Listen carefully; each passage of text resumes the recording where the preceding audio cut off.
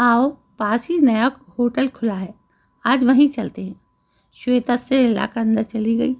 उसने रोहित की पसंद की पिंक साड़ी पहनी और तैयार हो गई। अपने आप को शीशे में देखकर सोचने लगी, आज तो वो बहुत सुंदर लग रही है।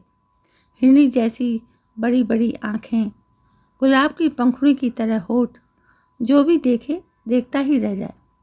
भला रोहित किसी के चक्कर में क्यों पड़ेगा। अरे मैडम, आज खाना खिलाने का इरादा है या यूं ही कि श्वेता बाहर आ गई। रोहित उसे देखता ही रह गया।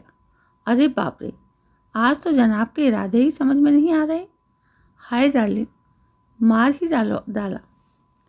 रोहित ने कुछ शायराना अंदाज में इस तरह कहा कि श्वेता हंस पड़ी। अच्छा, अब जल्दी चलो। और दोनों बाहर आ गए। वापस आने पर श्वेता काफ़ी रिलैक्स महसूस कर रही थी। सुबह उठी, अपनी दिनचर्या शुरू की। रोहित को नाश्ता दिया। रोहित ऑफिस चला गया। रोहित को भेजकर वापस लौटी तो देखा चारों तरफ घर बिखरा हुआ था। चारों तरफ कपड़े, सामान सब इधर उधर फैला था। गैस पर चाय चढ़ाई और घर समेटने में जुट गई। चाय का एक घूंट पिया ही था कि कॉल बेल बज उठी। श्वेता बड़बड़ाने लगी, लगता है आज बाई जल्दी आ गई, आज उसकी अच्छे से खबर लेंगे। बड़े गुस्से से श्वेता ने दरवाज़ा खोला तो सामने एक लड़की को देखकर श्वेता चौंक गई। उस लड़की ने नीली जीन्स टॉप पहन रखा था, बालों को खुला छोड़ा हुआ था, रंग गोरा, सुंदर नए नक्श। उम्र कोई 27-28 साल होगी। जी, आप कौन? श्वेता अपने को संभालती हुई बोली। अरे अंदर आई, लड़की बोली। आप मुझे नहीं जानती, पर मैं आपको अच्छी तरह जानती हूँ।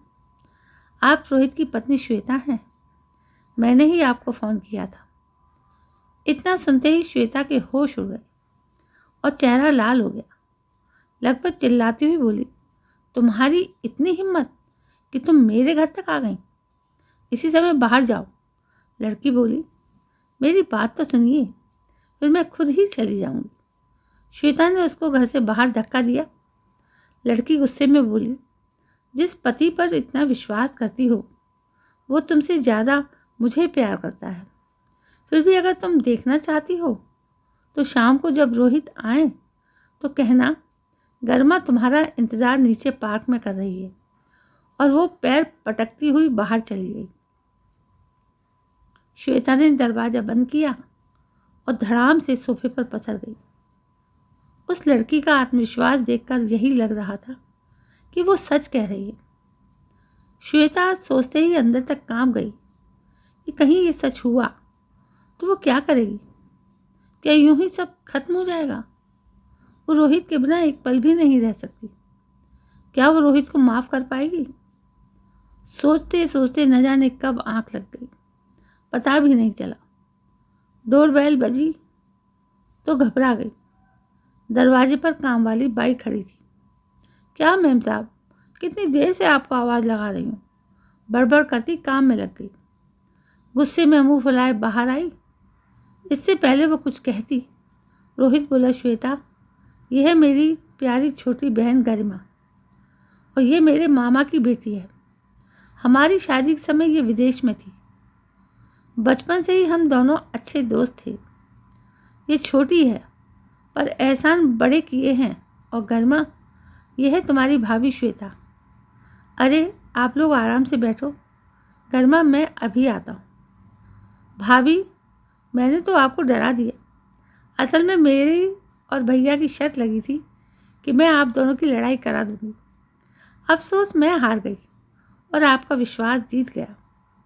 तभी रोहित भी वापस आ गया और हंसने लगा। श्वेता, कहीं सच में तो शक नहीं हुआ? कैसी बात करते हो, मैं आप पर भी कभी शक नहीं कर सकती। अच्छा, आप बातें करो, मैं खाना लगाती हूँ। किचन में जाकर श्वेता ने चैन की सांस ली और अपने अंतर मन में चलने वाले तूफान को समेटा। उसने एक लंबी सांस ली। किचन में वापस आकर काम करने लगी। इतने दिनों में दिमाग में जो उथल पुथल मची थी वो सब अब खत्म हो गई थी।